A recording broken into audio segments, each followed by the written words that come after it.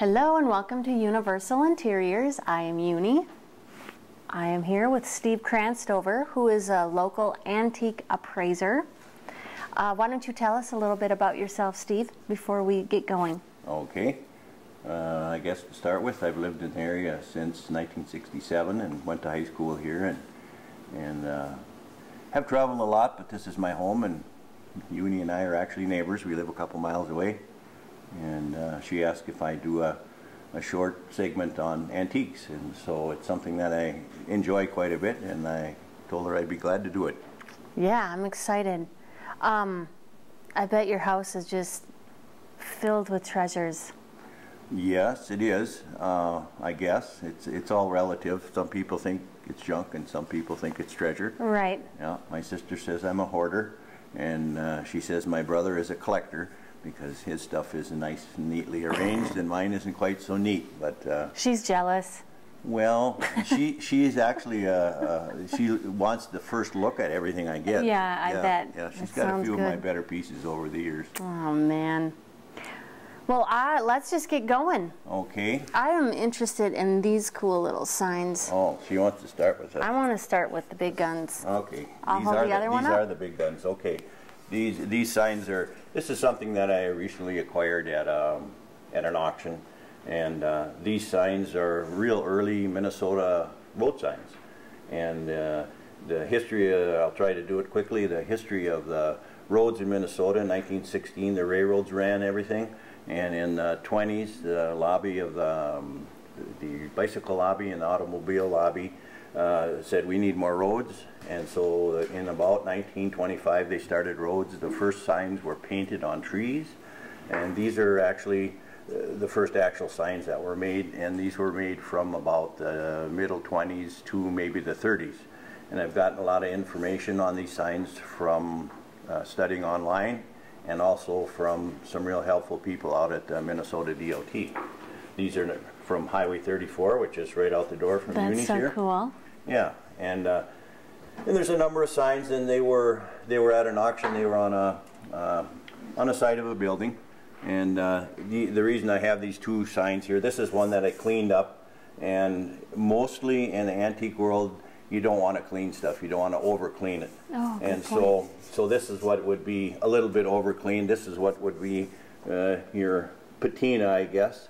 And the reason you don't over clean most of this stuff is that if the buyer wants it with the original look and the original patina, then you can't replace that. And if you do it to this point and they want the patina, they can't put this back on. But it's very easy to clean it to this point.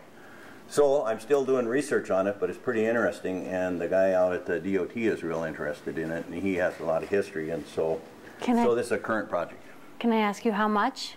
You can ask me, but it's hard to determine because there's no really there's no reference on these. Okay. So I have to do a little bit of inquiring with people that would be interested in road signs, people that would buy and sell that, and I don't really know anybody especially, but a lot of people that collect automobiles and stuff, they like the stuff. It's kind of a go with, you know. So it's kind of like it's valuable to someone who's looking for this sort of thing. Sure. A sign collector would pay more for it than, let's say, a glass collector. Right, and somebody that lives on Highway 34 that wants a bit of history, they would like it. They would probably pay less than, say, a car collector person. They would step up a little more. So that's one example of some interesting stuff that's still out there to be found. Very cool.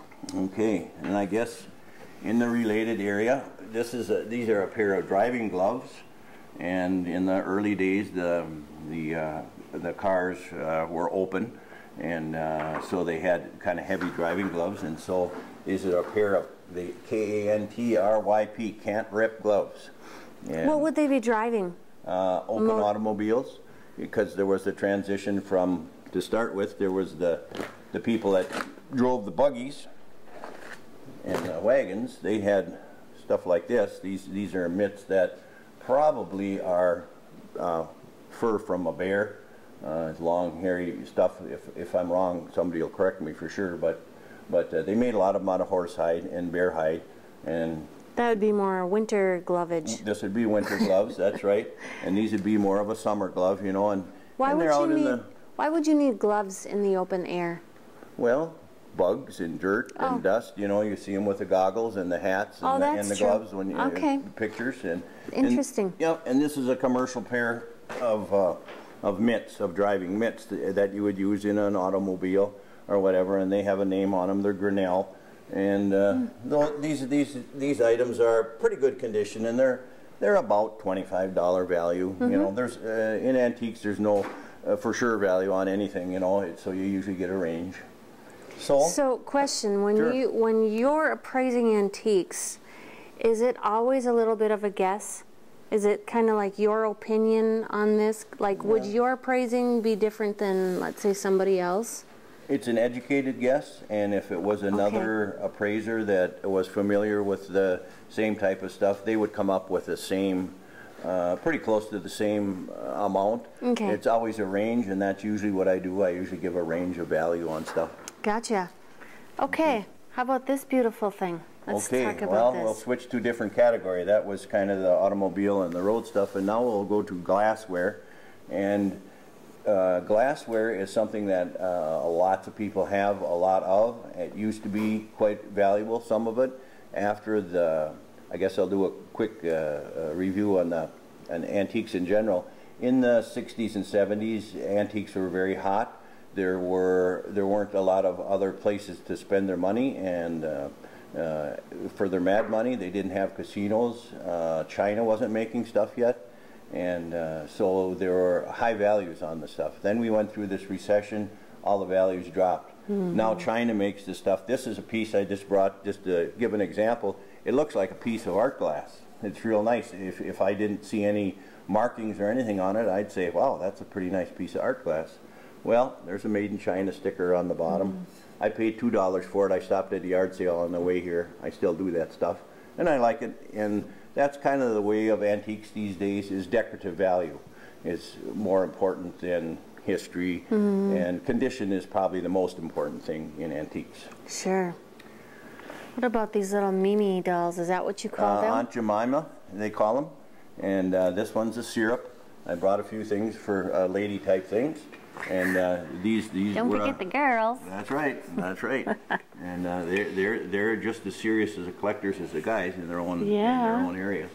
And these are F&F Plastic is the name of the company that made these, and these are the genuine ones. There's a lot of reproduction ones that are cheaper out there, cast iron and plastic both. This one's a syrup, worth about 20. Wow, and these are just the cinnamons. Yeah, there's a set of spices. There's 6 of them, and the other one I brought with me, but somewhere the head fell off. This whole set is 20 bucks. No, this is a $20. This is a retail value. These are pretty well known values. That's a 20, and those are about 60 to 80 for a set of the spices in good condition. And there's some variation in value on these faces. If they're real dark black face, or if they're a brown face, the brown face ones are more valuable. I don't know why, just probably because they're more scarce. All right, well, we got a few seconds left, Steve. Okay. We didn't get to a lot of these things, but basically you just kind of see things that are appealing to you. Scandinavian collectible bought in this area at an auction. Nice, they do a lot of nice primitive stuff, which is a favorite of mine. Yeah. There's a mini Tina box. All right. And here's a made out of birch roots, a little basket. Well, thank you, sir. So wonderful. Thank you for watching. I hope we encouraged your antique world. Come again.